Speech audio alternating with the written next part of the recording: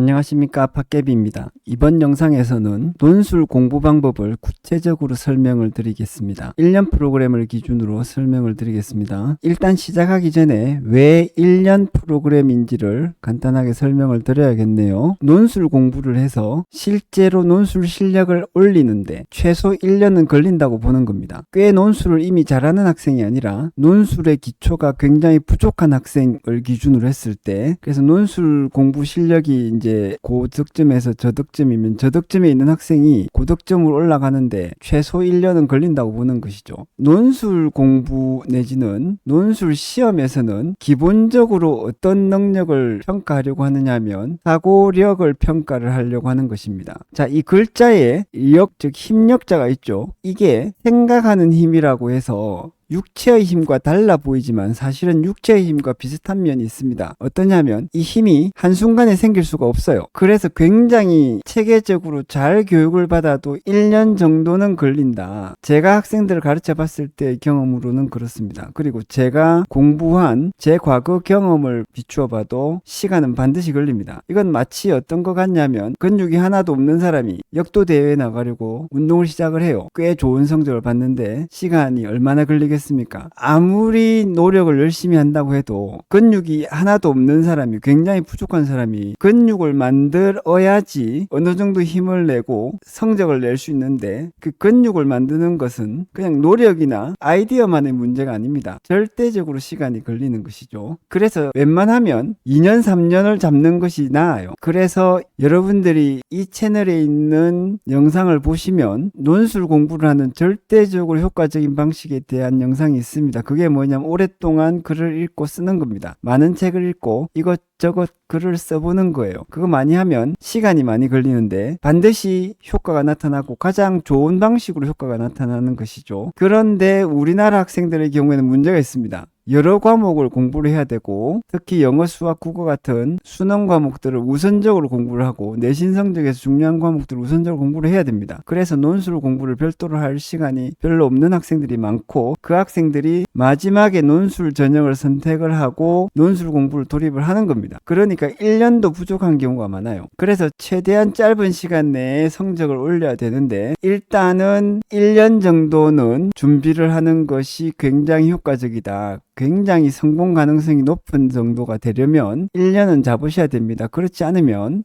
예를 들면 한 달 만에 공부를 한다. 이거는 어차피 성적을 잘 받고 논술 실력이 이미 있는 학생이 논술 전형에서 합격을 하거나 이런 가능성이 있고요. 글로 쓰는 사고력과 표현력 훈련이 안 된 학생들은 한 달 만에 죽었다 깨어나도 안 됩니다. 이 점을 염두에 두고 이제 이렇게 되었을 때 어떤 문제가 있냐면 1년 동안 충분한 시간을 가지고 공부를 한다고 할 때 이때조차도 효과적으로 공부를 해야 되죠. 효과적으로 공부를 하기 위해서는 어떻게 해야 되냐. 1년도 긴 시간은 아니기 때문에 이때 효과적으로 공부하지 못하고 우왕좌왕 해버리면 1년 후딱 날아가 버립니다. 이런 사태를 없애기 위해서 효과적으로 공부하는 방법을 제 경험을 바탕으로 해서 설명을 드리겠습니다. 전체적으로는 3단계 흐름으로 생각을 합니다. 첫째는 가능 단계, 둘째는 실행 단계, 셋째는 확장 단계라고 대충 이름을 붙일 수가 있습니다. 이 이름들은 그렇게 중요하지 않죠. 첫 번째 단계는 기출문제 하나를 풀 수 있어야 됩니다. 완전히 이해하고 자유자재로 풀 수 있는 단계를 이야기하는 겁니다. 그래서 자기가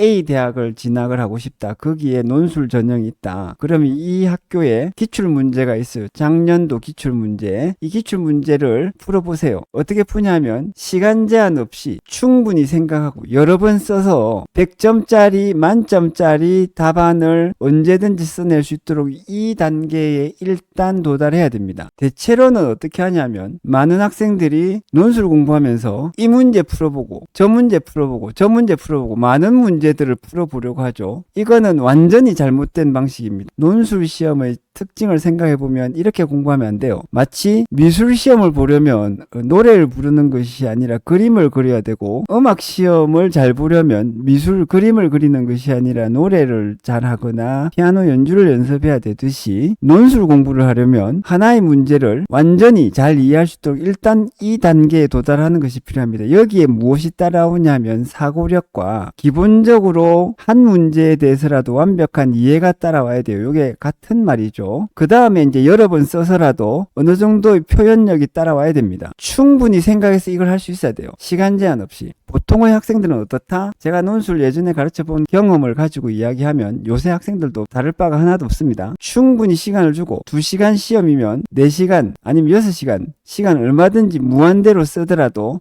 그리고 또 충분히 생각할 시간을 주더라도 답안을 못 씁니다, 여러분. 많은 시간 동안 뭘 해야 될지 자체를 몰라요. 그리고 답안지를 써놓으면 답안지에서 뭐가 잘 썼고 뭐가 못 썼는지 자체를 모릅니다. 뭔가를 잘하려고 해도 뭘 잘해야 되는지조차 모르는 상태인데 지금 이 단계에서 그걸 해야 된다는 겁니다. 시간과 노력만 충분히 들이면 무엇을 해야 되는지 알고 내가 빨리는 못하더라도 천천히라면 일단 할 수 있다. 이 단계에 도달해야 되는 것이죠. 일단 이 단계에 도달하고 나면 기출문제 하나를 실제 문제처럼 풀 수 있어야 됩니다. 좀 더 빨리. 그 다음에 자기 생각은 충분히 이제 발전했으니까 이 생각을 문제 출제자가 원하는 요건에 맞추어서 여러 번 써서 답안지를 쓰는 게 아니라 이제 한 번에 잘 쓸 수 있도록 이렇게 문제를 풀 수 있도록 연습을 해야 되는 것입니다. 일단 이렇게 한 문제를 자신 있게 풀 수 있게 된 다음에야 여러 가지 다른 문제들도 풀어보는 것이에요. 간단히 말하면 이게 기초 체력을 좀 기른 다음에 이 기초 체력으로 시험 보려고 하는 그 종목, 이 종목에 대한 딱 맞춤 훈련을 하는 것과 비슷합니다. 비슷한 게 아니라 거의 같다고 보시면 됩니다. 그래서 여기에 시간이 꽤 걸리는데 일단 이 단계, 가능 단계에서 여유만 있다면 1년 프로그램으로 생각할 때 3달 내지 4달 정도는 걸린다고 보셔야 됩니다. 기초가 굉장히 부족한 학생, 책도 많이 안 읽어봤고 일기도 많이 안 써봤다, 하다못해 낙서도 별로 안 해봤다, 이런 학생은 더 많이 걸릴 수가 있어요. 그 다음에 두 번째 단계에서는 조금 더 생각보다 시간이 적게 걸립니다. 2-3달, 1달 정도나 2달 정도 더 적게 걸려요. 일단 이게 되고 나면 이건 좀 더 쉬워지죠. 속도만 높이면 되니까. 그 다음에는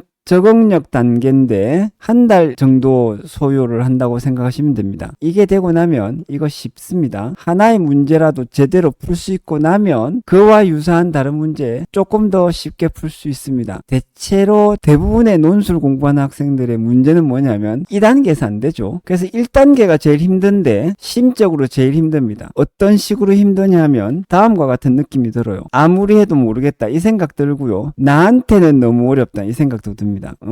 나한테 너무 어렵죠. 모든 학생들이 이렇게 생각하기 때문에 나한테 여기에 모든 학생들이 들어가야 됩니다. 모든 학생들한테 어려워요. 그래서 1단계를 잘 통과해야 됩니다. 심적으로 어렵기 때문에 이 생각도 들죠. 이대로 계속을 해도 얻어지는 것은 없을 거야. 그래서 주로 저한테 논술 배웠던 학생들의 상당수는 2단계에서 탈락이에요. 제가 잘라내는 게 아니라 다른 데로 가버립니다. 쉬운 걸 가르쳐 주는 것, 자기가 공부할 수 있는 것을 가르쳐 주는 대로 가는 학생들도 봤습니다. 이건 뭐하고 같냐면 축구 대회에 나가서 성적을 따야 되는데 축구는 못하겠고 농구가 쉬우니까 농구 연습을 하러 가는 겁니다. 축구 경기에 나가야 될 선수가 그만큼 이거 불합리한 것이죠. 그래서 심적으로 제일 힘든 2단계이기 때문에 지속하는 것이 제일 중요합니다. 아무리 힘들고 아무리 어렵고 계속해도 얻어질 것 같지 않는 2단계가 그래도 계속하다 보면 나아져요. 얻는 것이 있습니다. 이 지속해야만이 다른 학생들은 떨어지고 나는 합격할 수 있는 그 이유가 생깁니다. 누구에게나 어려운 것이 있는데 그거를 나는 해냈다. 그래야지 다른 학생이 아닌 내가 합격하는 것이죠. 이런 이유가 없이는 누구나 붙을 수 있는 학교에만 여러분들도 붙을 수 있어요. 그래서 절대적으로 시간이 필요하고요. 사고력은 금방 생기지 않습니다. 아까 앞에서도 말씀드렸죠. 그 다음에는 여기서 효과적인 공부 방법이 중요한데 이 채널에서 제 영상을 보시면은 조금 잘못된 유혹을 안 받으실 거라고 생각합니다만 사고력을 키우는 연습을 하셔야 돼요. 그래서 어떤 학생이 예전에 저한테 묻더라고요. 사고력을 자기도 키우고 싶은데 사고력을 키우는 가장 좋은 방법이 뭐냐. 그 학생한테도 진짜 제대로 된 대답을 해주고 싶어서 잠시 생각을 했어요. 나는 어떻게 사고력이 컸나?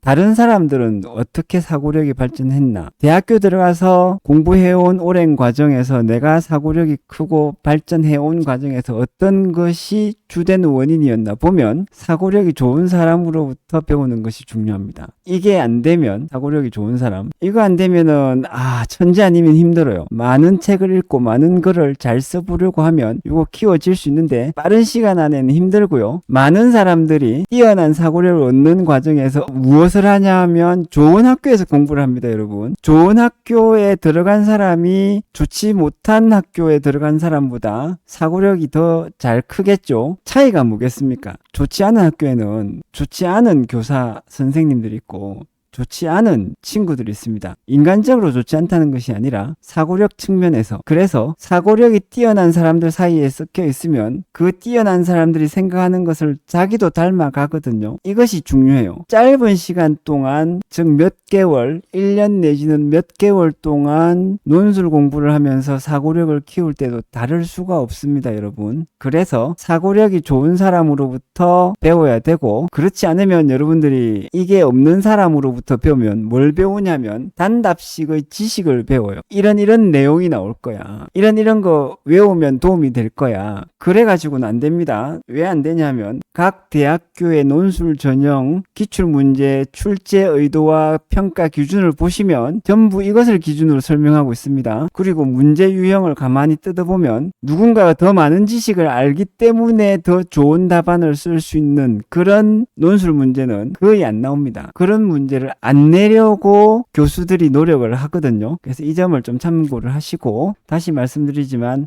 많은 경우에 이 1단계에서 포기를 합니다. 다른 공부 방법을 찾죠. 여러분들은 이 1단계를 거쳐 가셔야 돼요. 안 그러면 복글복으로 붙을 수가 있는데, 재수가 좋아서 붙는다는 것은 그저 여러분들보다 덜 노력한 학생들, 쓸데없는 공부를 한 학생들이 떨어지는 것을 이야기하고, 그 학생들이 떨어지고 정원이 남아서 여러분들이 붙는 겁니다. 사고력 1단계의 그래서 공부 방법은 어떻게 되냐면, 사고력을 키우는 단계, 일반적인 공부 방법은 이래요. 선생님이 뭔가를 가르쳐 줍니다. 주로 좀 과격하게 말해서 외워야 할 내용, 이거 가르쳐 주죠. 교과서에서는 듣도 보도 못한 아리스토텔레스의 뭐 니코마코스 윤리학에서는 이런 내용이 있어, 사회계약론은 이런 내용이야, 뭐 등등 어려운 내용을 가르쳐 줍니다. 많이 배웠다고 생각하기 쉬워요. 그리고 학생은 선생님 가르쳐 준 내용을 요 배운 대로 생각을 해봐요. 굉장히 단답식의 공부를 하는 것이거든요. 그리고 이제 문제의 답을 찾아요. 그리고 문제의 답을 어떻게 찾냐면 제법 쉽게 찾습니다. 그리고 만족을 하죠. 그래서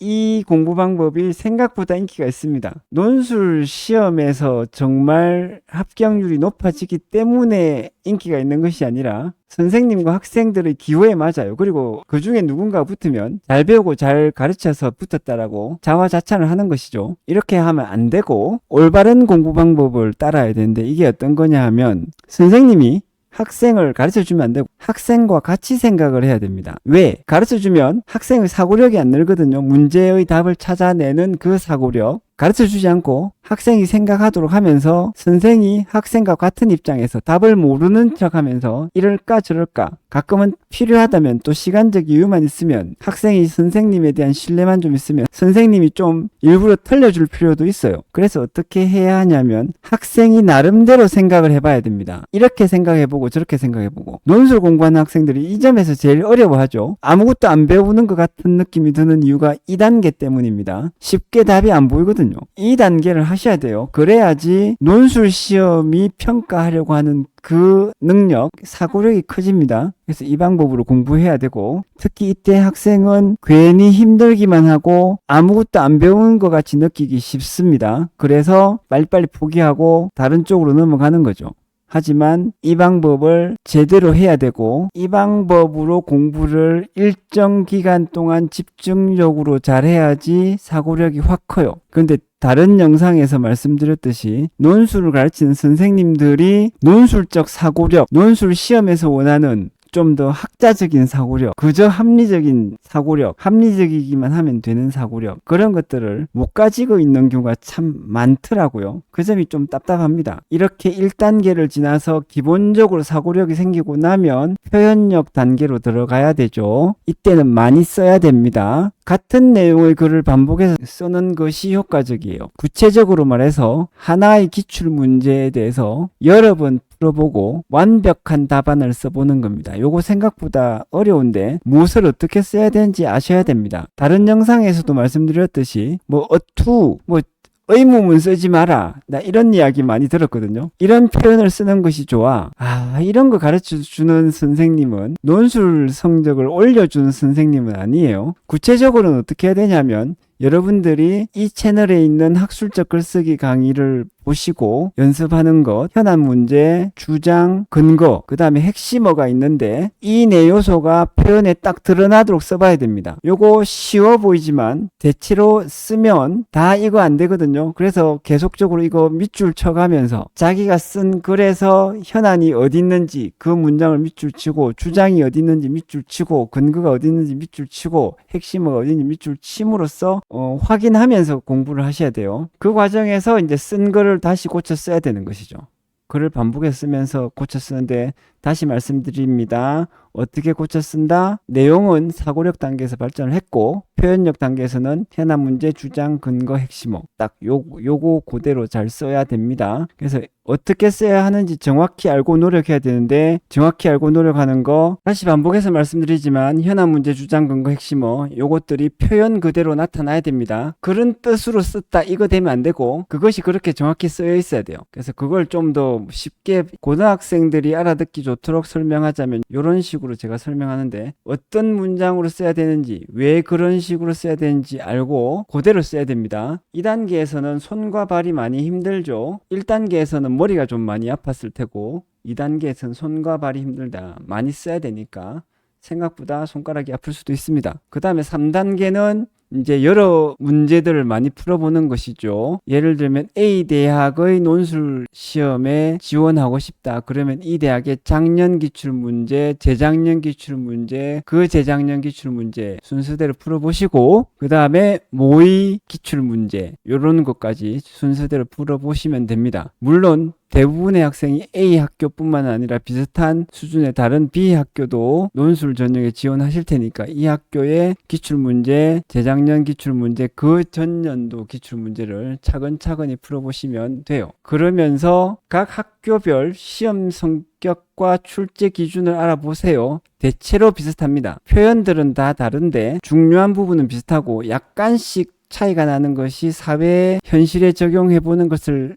같이 요구하느냐 아니면 조금 더 순수하게 사고력이나 표현력에 더 중심을 두느냐 뭐 이런 것들 차이가 좀 있습니다. 그 다음에는 어떤 부분에서 실수하지 않아야 하는지 사소한 것에도 신경을 써야 되는데 이거는 논술 시험 치기 일주일 전에 연습을 하셔도 충분히 효과가 있죠. 2단계는 가장 실질적인 논술 공부 같은 느낌이 들 겁니다. 1, 2단계를 잘 해왔으면 자신감도 생길 수가 있죠. 그래서 여기까지 설명을 드렸는데 전체적으로 3단계 꽤나 시간이 오래 걸리는 단계입니다. 요거 피할 수가 없고 여러분들이 이 설명을 듣고 이 영상을 보시고 첫째 무엇을 하셔야 되냐면 쓸모없는 잘못된 강의 이거 안 하셔야 되고요. 둘째 어떻게 해야 되는지 알겠는데 그래도 너무 막연하다 힘들다 그러면은 차라리 팟캐비 채널의 멤버십에 가입을 하셔서 학술적 글쓰기 강의를 좀 보시고 그 다음에 공부하자 등급의 멤버십 회원들한테는 제가 첨삭 지도를 해드리니까 그냥 저한테 첨삭을 좀 잘 받으십시오. 많이 받으셔도 됩니다. 멤버십 회원분들이 첨삭 요청이 별로 없어서 제가 조금 죄송스러울 정도거든요. 그러니까 여러분들이 멤버십 회원에 가입하셔서 논술 문제 풀어가지고 이거 첨삭해 주세요. 괜찮습니다 여러분. 사교육에 쓸데없이 몇십만씩 쓰지 마시고 최대한 돈을 아끼시고